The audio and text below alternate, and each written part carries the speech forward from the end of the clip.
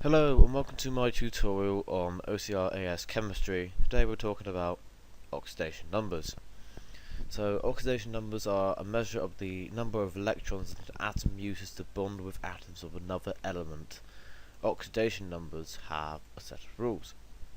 We will go through the rules in a minute, but I'm going to try and explain what they actually are, because they can't be determined experimentally.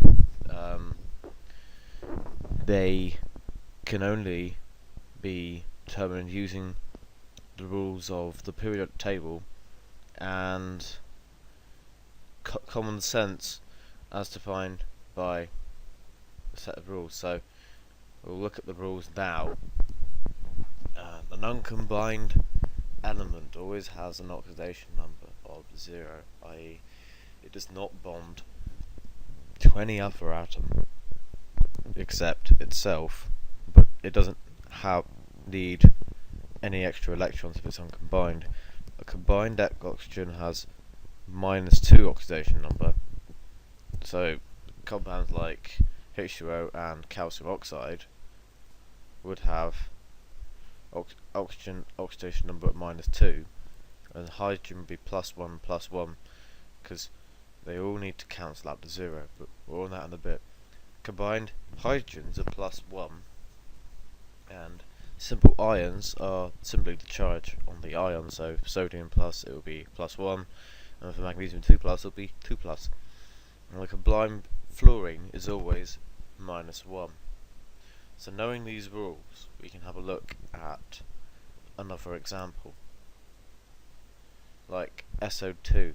If we have SO2, knowing that oxygen is -2, and I only have one sulfur atom, sulfur must therefore be +4.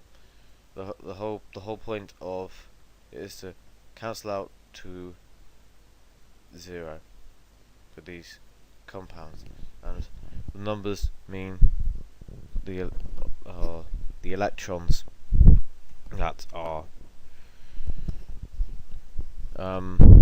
forming the charge. So if they have a charge of 0, then they're a happy atom and it's very chemically stable. However, molecular ions like CO3 2- have an overall charge of 2-, but proving it can be done using the rules that I mentioned earlier. So if we have 3 O's at oxygens rather have -2, -2, therefore carbon must be +4.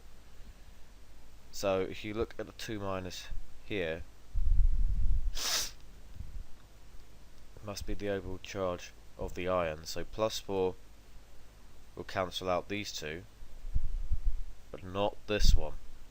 So obeys the law of the ions, the simple ion. So it's that charge on the ion, and you can't do anything else more to it. It obeys those rules. So now moving on to part 4. So part 4, oxidation numbers in chemical names. Some elements form compounds and ions in which the element has different oxidation numbers. In this case, the oxidation number of the element is included in the name of the compound or ion as a Roman numeral. Oxyanions are negative ions that contain an element along with oxygen, like SO4 2- and NO3-. So this could be considered as sulfate 6, as when I write out the formulae, so I'll do that now. SO4 2- -2, -2, -2, -2. So therefore, overall I need to make it 2-. So we have 6 here, 1, 2, 3, gone. So that makes it 2-. Same as the charge of the ion. However, sulfur is +6. So this is where the 6 comes from. It's what the bonding atoms have to be in order to in order to make that charge happen. So if sulfur's +6, then this could be sulfate 6. Or if it was SO3 2 minus, this would be -2 -2 -2, and then we can have +4 here. That makes it the same charge as the ion. It's just this would be called sulfate 4 instead. It will be IV the other way round in Roman numerals to represent 4. Now, if we go and look at the transition elements now, FeCl2. Now, chlorine. This halogen would have -1 charge because it's the same charge as a Cl- ion. So iron must be +2. So this is iron 2 chloride, +2 oxidation number. So if we look at iron, the iron chloride ion atom, Cl is -1. So in order to make it 0, Fe is +3. So therefore a +3 oxidation number. So that's it with the different names. Now let's have a look at some quick questions. So what is the oxidation state of the following atoms and compounds? So write down the oxidation state of nitrogen in the following compounds and use oxidation number rules to work out the formula for the following ions. I'm using the Roman numeral name, so that's a 3, that's a 3, and that's a 6. So you'd have to look up some Roman numerals on Google. So we'll go through the answers. I'll give you a 5-second pause, and hope you find the questions quite straightforward. Okay, hopefully you found those questions quite straightforward. So for this element it's 0, so we can ignore that one, and the same for bromine, it's 0, so you cross it out. And for this ammonium ion we have to make it +1, so this nitrogen will be -3 and hydrogen's +1 4 times. And for calcium fluoride you need +2 for the calcium, as fluorine is always -1, and for Al2O3 you have -2, -2, -2, which makes -6. So for each aluminium atom you need +3 in order to make it overall 0. -2, -2, -2, -2, 4 times makes -8. To make it 3 minus, the phosphate part of the must be +5. And the oxidation state of nitrogen for the first one is -1, +5, -2, and +5, and these are the answers to the other questions. Now moving on to part 6. Moving on now to redox reactions, which is 1.1.15 in the textbook, and I'm going to talk about how oxidation is the loss of electrons or an increase in oxidation number, and reduction is the gain of electrons or decrease in oxidation number. You usually remember it in exams like this: oxidation is loss and reduction is gain. The substance that is always reduced takes electrons from the substance that is oxidized. Reduction is always accompanied by oxidation. A reaction in which both reduction and oxidation takes place is called a redox reaction. So now we'll move on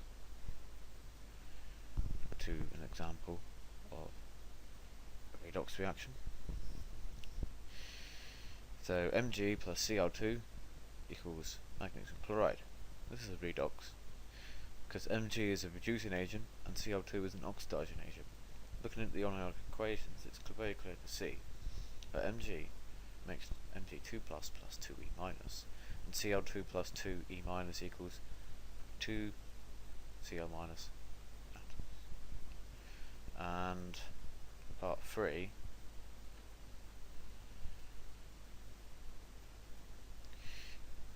using the general acid equation, metal plus acid equals salt plus H2, we can make ourselves a little redox reaction equation like this. Mg plus 2HCl equals MgCl2 plus H2. Using these arrows is a very good idea, as it clearly represents and tells the examiner which numbers go where.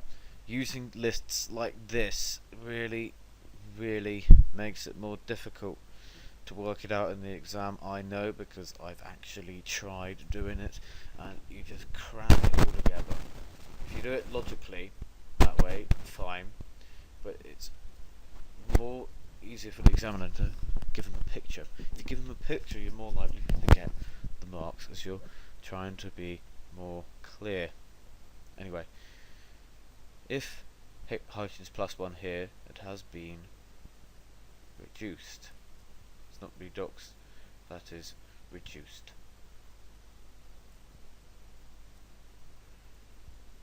And Mg is oxidized because it's gained 2 electrons. So drawing it like this, from element to compound, and from compound to element is very helpful, as it prevents you from tripping yourself up later.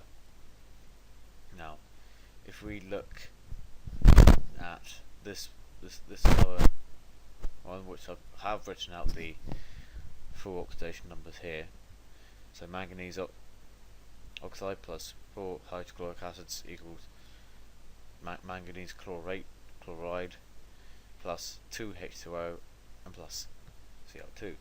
Looking at manganese, it has been reduced from plus 4 to plus 2, and looking at chlorine, it's been reduced from minus 1 to 0. So reduction has taken place because this has happened, and oxidation has taken place because that has happened. Cancelling out the ones that you don't need is also a very useful thing to do. So, this, for example, here and here, you don't need to know what hydrogen is, and for the oxygen you don't need to know because it stays the same. Anything that's different here and here and here and here can be easily highlighted with a different coloured pen or highlighter, although I don't advise you to, in the exam, actually use a highlighter and scroll all over. Next part, now we'll look at more questions to do with redox reactions, and I will go through them in more detail this time, as they're very hard to get your head around them. So I hope you have a go at them at least, and come back another day if you didn't quite get the last one, part C. Okay, hopefully you found those questions quite challenging. So we'll now look at part A. So bromine has been oxidized from minus 1 to 0, and hydrogen has been reduced. Sorry, chlorine has been reduced from 0 to minus 1. So from element to minus 1 in a compound. For part B, sulfur has been changed from plus 4 to plus 6 oxidation state, and oxygen has been reduced from 0 to minus 2, because it's in a compound again. So finally, for part C, bromine is oxidized from minus 1 to 0, and sulfur is reduced from +6 to +4. Okay, hopefully you found this tutorial fairly useful. So I hope you enjoyed it. So like, subscribe, favourite, and do all that YouTube stuff, and come back for some more chemistry later on. We're going to go through evidence for subshells and electron subshells next tutorial, so hope to see you then. Thank you for watching.